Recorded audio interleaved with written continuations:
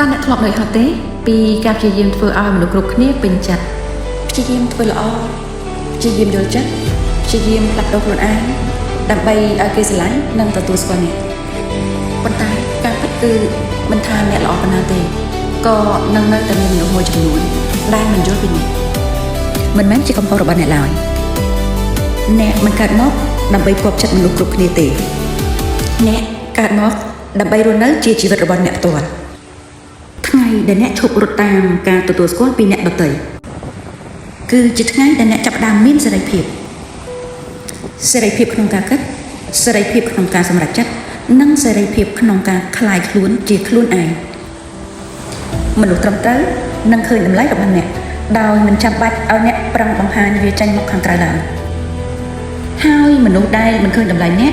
មិនមែនជាមនុស្សដែលត្រូវកំណត់តម្លៃអ្នកនោះឡើយដូច្នេះឈប់រត់តាមការទទួលស្គាល់ពីអ្នកដទៃហើយចាប់ផ្ដើមជឿជាក់លើខ្លួនឯងព្រោះអ្នកមានតម្លៃទោះបីគ្មាននរណាម្នាក់ប្រាប់ក៏ដោយជុំកុំភ្លេចជួយ like ជួយ share វីដេអូរបស់ខ្ញុំផងដើម្បីទទួលបានវីដេអូថ្មីៗបាយបាយ